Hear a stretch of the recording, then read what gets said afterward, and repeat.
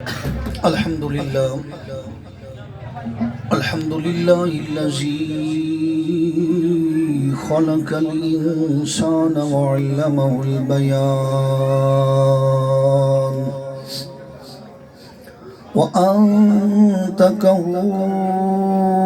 بفصيح اللسان وزينه بعلم الشريعة والعرفان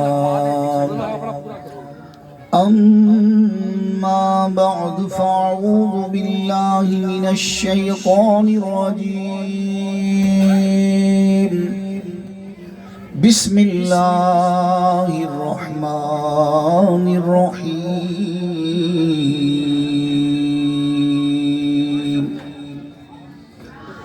وبالوالدين إحسانا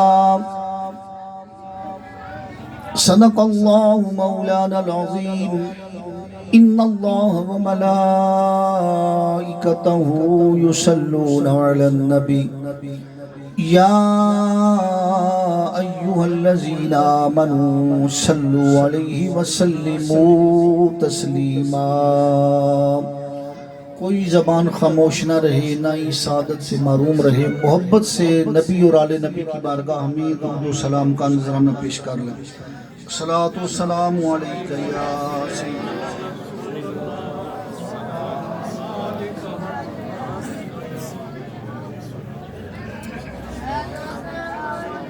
صلاۃ و سلام علیکہ یا امام القبلتین وعلى آلك واصحابك يا جد الحسن والحسین۔ محبوب مٹھن عربی ڈھولن سرور دیاں ریشاں کون کرے۔ بڑی محبت کے ساتھ یہ نیازی صاحب نے کلام مدینہ پاک کے اندر بیٹھ کے لکھا ہے، اور ایک ایک چیز کو دیکھا تو شاعر کا اپنا انداز ہوتا ہے، اپنی سوچ ہوتی ہے، اپنی فکر ہوتی ہے۔ انہوں نے تو اپنی محبت کا اظہار کیا ہے، آپ نے ایک ایک لفظ سن کے اپنی محبت کا اظہار سبحان اللہ کہہ کے کرنا ہے۔ اب دیکھیے کہ کس انداز سے انہوں نے ان گلیوں کو دیکھا، سبز گنبد کو دیکھا، مسجد کو دیکھا، مواجہ شریف کو دیکھا، تو کیا وہ انہوں نے لکھ کے ہم تک پیغام پہنچایا۔ وہ فرماتے ہیں محبوب مٹھن عربی ڈھولن سرور دیاں ریساں کون کرے، تے جتھے ہاتھ بن کے جبریل کھڑا ہے اس در دیاں ریساں کون کرے۔ جتھے نور دیاں برساتاں نے، دودھ ورگیاں چٹیاں راتاں نے، جو گئے ہیں ان کو پتہ ہے۔ آپ تو ابھی ہو کے آئے ہیں، رات چاہے جتنی مرضی اندھیری ہو، سبز گنبد ہے نا جو، اس کے اوپر مصنوعی لائٹ کوئی نہیں ہے، لیکن آپ باب جبریل سے نکلیں، باب بقی سے نکلیں، یا جس سائیڈ پہ بھی آ کے سبز گنبد کے سامنے کھڑے ہوں اور کھڑے ہو کے دیکھیں، باقی طرف اگر اندھیرا ہوگا لیکن سبز گنبد کے اوپر روشنی روشنی ہوگی۔ تو نیاز صاحب فرماتے ہیں جتھے نور دیاں برساتاں نے، دودھ ورگیاں چٹیاں راتاں نے، سرکار دے گنبد خضرا دے منظر دیاں ریساں کون کرے۔ تے وقت جنت تو ہے جس دی گلی، جدے در تے چک دے غوث تے ولی، جدی دھی زہرا داماد علی اس کر دیاں ریساں کون کرے۔ تے تک صبر حسین دا، تک صبر حسین دا، کربل دی دھرتی نو بھی کہنا پیا، جنت دی ملکہ زہرا دے پتر دیاں ریساں کون کرے۔ سامنی جی وقار، کیونکہ اب وقت کے دامن میں گنجائش نہیں ہے، 1 بجے دعا کا کہا گیا، پھر 1:15 کہا گیا، لیکن میں چاہوں گا کہ 1:15 نہ ہو بلکہ پہلے ہی دعا ہو جائے، کیونکہ یہ آخری وقت جو ہوتا ہے، یا طالب علموں کے سامنے گفتگو کرنا تو یا یہ آخری وقت پنڈال کے اندر گفتگو کرنا یہ بڑا مشکل ہوتا ہے، کیونکہ ہر ایک بندے کی توجہ پھر کسی اور سائیڈ پہ ہوتی ہے۔ لیکن آئے ایک ماں کا ختم ہے، اور اس جو ماں ہے ان کے بیٹوں نے، آصف بھائی ان کے بھائی نے سب کو بلایا، دوستوں کو، برادری والوں کو، اہل محلہ کو، تلاوت ہوئی ماشاءاللہ سورہ رحمان کی تلاوت ہوئی، اس کے بعد سناحانی ہوئی. اب 2-3 حدیثیں، ایک آیت 2-3 حدیثیں پیش کر کے گفتگو ختم کروں گا. سامعین عزیز وقار، یہ ماں اور باپ دنیا کے اندر یہ ایسی نعمتیں ہیں کہ جن کا بدل کوئی نہیں ہے. یہ ہمارے سامنے ہو تو پھر ہمیں ان کی قدر کا پتہ نہیں ہوتا ہے. بیٹا سمجھتا کچھ نہیں ہے، اولاد سمجھتی کچھ نہیں ہے، لیکن جو ان کا سایہ اٹھتا ہے پھر پتہ چلتا ہے کہ دنیا میں وقت گزارنا کتنا مشکل ہے. حضرت گرامی قدر خواجہ فرید الدین گنج شکر رحمت اللہ علیہ تعالی آپ فرماتے ہیں کہ اگر کوئی بچہ باپ سویا ہوا ہو، دیکھ نہ رہا ہو، بیٹا آئے باپ کے پاؤں کے ساتھ اپنا زبان کو لگائے، بوسہ لے، وہ فرماتے ہیں 10 سال کی عبادت اس کی ایک طرف ہے، اس کا یہ عمل ایک طرف ہے. یعنی اللہ نے اتنی عظمتوں سے نوازا ہے. اور پھر حضرت گرامی قدر ماں کی شان، ماں کی عظمت کا اندازہ اس بات سے لگائیں کہ جنت سدرہ کے سامنے ہے. عند سدرۃ المنتہی عندہا جنت الماویٰ. اور سدرہ کہاں ہے؟ زمین سے لے کے پہلے آسمان تک 500 سال کی مسافت ہے.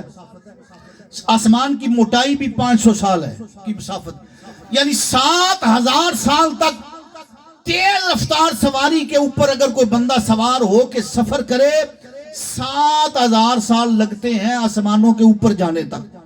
پھر 500 سال ہے سدرہ تک سفر، یعنی 7500 سال تک بندہ سفر کرے سدرہ کے سامنے پہنچتا ہے. اللہ فرماتا ہے اندہا جنت الماویٰ، یعنی جنت الماویٰ جو ہے وہ سدرہ کے سامنے ہے.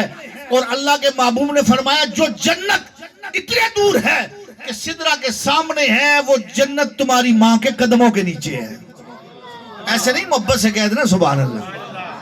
ہم کہیں تب وہ سبحان اللہ ہے، نہ کہیں تب وہ پاک ہے. محبت سے کہہ دے سبحان اللہ. حضرت گرامی قدر وہ جنت جو اتنی اونچی ہے، اللہ کے محبوب نے فرمایا ماں کے قدموں کے نیچے ہے. اسی بات سے پتہ چل جاتا ہے کہ پھر ماں کی شان کیا ہے، ماں کا مقام کیا ہے. حضرت گرامی قدر ایک محدث گزرے ہیں، ابو اسحاق بہت بڑے محدث، بڑا ان کا نام تھا اپنے وقت علماء کے اندر. بڑے بڑے ان کے شاگرد صبح آئے پڑھنے کے لیے، ان کی بارگاہ میں بیٹھے تو ایک شاگرد کہنے لگا جناب میں نے ایک سوال آپ سے پوچھنا ہے. دوسرا کہنے لگا میں نے بھی پوچھنا ہے. انہوں نے کہا پوچھو. ایک شاگرد اٹھا، اس نے کہا حضور میں نے رات کو دیکھا ہے یہ جو آپ کی داڑھی ہے نا یہ روشن ہے، نور ہے داڑھی میں، اور مزین ہے ہیرے جواہرات سے.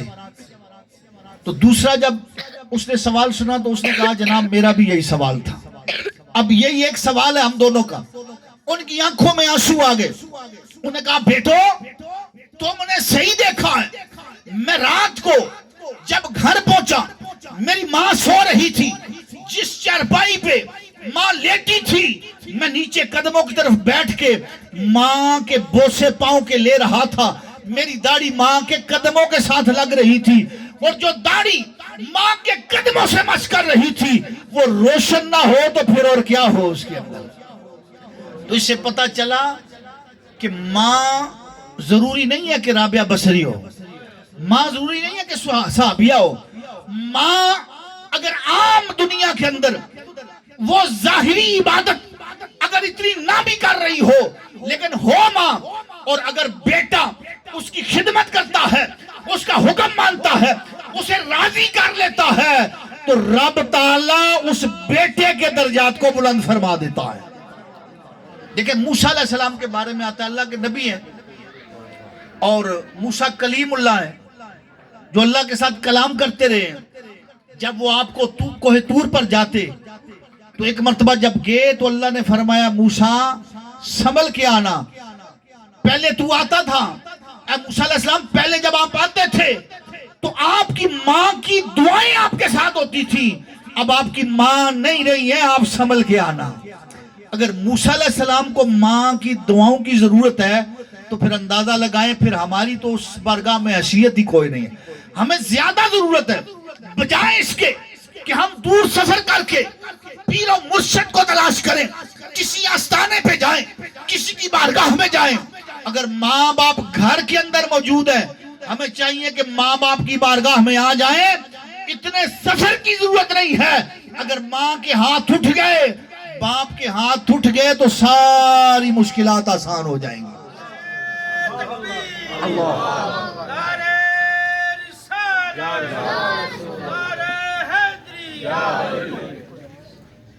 بس یہ آخری حدیث بیان کر کے گفتگو ختم کرتا ہوں کہ موسیٰ علیہ السلام سفر فرما رہے تھے اور سفر کرتے کرتے آپ نے شام سے انطاکیہ کی طرف تشریف لے جانی تھی. تھکن محسوس ہوئی.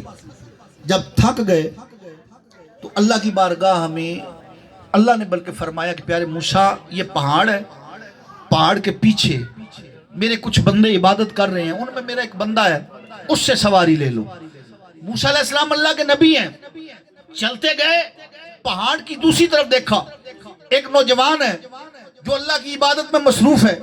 جب عبادت سے فارغ ہوا تو موسیٰ علیہ السلام نے کہا کہ مجھے سواری چاہیے. اب اس نوجوان نے موسیٰ علیہ السلام کی طرف دیکھا، پھر آسمان کی طرف دیکھا. آسمان کی طرف دیکھ کے بادل کو کہا کیا بادل کے ٹکڑے نیچے آ، موسیٰ علیہ السلام جہاں جانا چاہتے ہیں ان کو پہنچا دے. اب موسیٰ علیہ السلام بادل کے اوپر بیٹھے، جہاں آپ نے تشریف لے جانی تھی گئے، اترے. اللہ فرماتا ہے پیارے موسیٰ یہ جو نوجوان تھا تمہیں معلوم ہے کہ اس کو میں نے اتنی عزت اتنی عظمت کیوں عطا کی ہے؟ موسیٰ علیہ السلام فرماتا ہے یا اللہ تو جانتا ہے، تو بہتر جانتا ہے.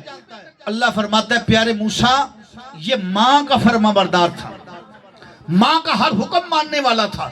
ماں جو کہتی فوراً یہ جا کے وہ ماں کا حکم مان کے آ جاتا. اب ماں کا آخری وقت آیا، ماں نے ہاتھ اٹھائے، عرض کی یا اللہ یہ میرا بیٹا ہے، میں جب جو کہتی رہی یہ کرتا رہا، اے اللہ تو اس سے راضی ہو جا، میں بھی راضی ہوں. یا اللہ جو مانگے جس وقت مانگے اسے عطا فرما دینا. اے پیارے موسیٰ یہ تو بادل کا ٹکڑا تھا، اگر یہ میری بارگاہ کے اندر یہ التجا کرے کہ اے اللہ یہ آسمان اٹھا کے زمین پہ پلٹ دے تو اے پیارے موسیٰ اسی وقت آسمان کو زمین کے اوپر گرا دو. پتہ چلا ماں کے ہاتھ جب اٹھتے ہیں نا ساری مشکلات جو ہے وہ آسان ہو جاتی ہیں. حضرت کرام یہ قدر مقصد ہمارا آصف بھائی کی والدہ ہے، ان کے لیے دعا کرنا ہے. لیکن ایک بات آخری پیغام یہ یاد رکھیں، آج آپ دیکھ لیں گرمی بڑی ہے اور دن بدن یہ بڑھتی جا رہی. بعض سائنسدانوں کے مطابق 13 کروڑ 30 لاکھ میل دور سورج ہے اس وقت. لیکن آپ ابھی بھی جہاں کے دھوپ کے اندر کھڑے ہوں، ٹھنڈا بھی موسم ہے لیکن زیادہ دیر بندہ دھوپ کے اوپر کھڑا نہیں ہو سکتا. میں بھی ادھر ڈاکٹر کے پاس تھا، ان کی مشین باہر پڑی ہوئی تھی تو ان کو بھی اٹھا کے اندر لے جانی پڑی کہ دھوپ کی وجہ سے وہ بھی گرم ہو رہی تھی. تو حضرت گرامی قدر 13 کروڑ سے زیادہ میل دور سے سورج ہے اور پھر اس کی دھوپ ہم برداشت نہیں کر سکتے ہیں. قیامت کے دن تو یہ 1.25 میل کے دوری پہ ہوگا. اس دن کو سوچیں کہ پھر انسانوں کا حال کیا ہوگا. وَأُرِدُوا عَلَىٰ رَبِّكَ صَفًّا، جب صفیں باندھ کے لایا جائے گا اور لَقَدْ جِئْتُمُونَا كَمَا خَلَقْنَاكُمْ أَوَّلَ مَرَّةٍ، جب رب خطاب فرمائے گا. آج تو مولوی کی بات سن کے بندے کہتے ہیں مولوی کی بات ہے، یہ عالم کی بات ہے، یہ محدث کی بات ہے، کوئی مانتا ہے کوئی نہیں مانتا ہے. اس وقت رب فرمائے گا لَقَدْ جِئْتُمُونَا كَمَا خَلَقْنَاكُمْ أَوَّلَ مَرَّةٍ. اے لوگو تم نے کیا سمجھ رکھا تھا کہ تمہیں کوئی پوچھنے والا نہیں ہے؟ آج تم میرے سامنے اس طرح ہو جس طرح پیدائش کے وقت بچہ ماں کے سامنے ہوتا ہے. ہر چیز سامنے آ جائے گی. بندہ اندر بیٹھ کے ویڈیو دیکھ رہا ہوتا ہے ٹک ٹاک کے اوپر یا انسٹاگرام کے اوپر، رات 2 بجے تک یہ دیکھنا کہ میری ماں نہیں دیکھ رہی، باپ نہیں دیکھ رہا، کوئی مجھے دیکھنے والا نہیں ہے. لیکن یہ دائیں بائیں جو فرشتے ہیں یہ لکھ رہے ہیں. اس بات کو ذہن میں رکھ کے ایک ایک لمحہ گزاریں. کوئی پتہ نہیں ہے موت کا. اور میں اکثر کہتا ہوں جس طرح بچے یہ غبارے کے ساتھ کھیلتے ہیں نا، کھیلتے کھیلتے وہ غبارہ اچانک پھٹ جاتا ہے، اسی طرح یہ ہمارا حال ہے. ہو سکتا ہے یہاں سٹیج سے نیچے بھی نہ میں اتروں اور کام تمام ہو جائے، سانس آئے یا نہ آئے. اس لیے اس وقت کو سامنے رکھ کے کہ اتنی سی وہ قبر ہوتی ہے 6 فٹ کی، اس کے اندر جا کے میں نے اور آپ نے حساب دینا ہے۔ اس قبر کے لیے سوچیں کہ ہم نے کیا کیا ہے۔ آج آصف بھائی کے گھر آ گئے ہیں، کاروبار چھوڑ دیا ہے، دکان بند کر دی ہے، رکشہ کھڑا کر دیا ہے، آ گئے ہیں کیوں کہ آصف بھائی ناراض نہ ہو جائے۔ نہیں آئیں گے آصف بھائی ناراض ہوگا یا اس کا بھائی ناراض ہو جائے گا۔ لیکن انداز گرامی قدر کبھی یہ بھی سوچا ہے کہ اگر ہم نماز نہیں پڑھیں گے تو رب ناراض ہو جائے گا، روزہ نہیں رکھیں گے تو رب ناراض ہو جائے گا، یتیموں مسکینوں بیواؤں کی خدمت نہیں کریں گے تو رب ناراض ہو جائے گا۔ اللہ تعالیٰ ہر ایک چیز کو دیکھ رہا ہے، بس اس چیز کو سامنے رکھ کے اپنے وقت کو گزاریں۔ اللہ کریم مجھے اور آپ کو عمل کی توفیق عطا فرمائے۔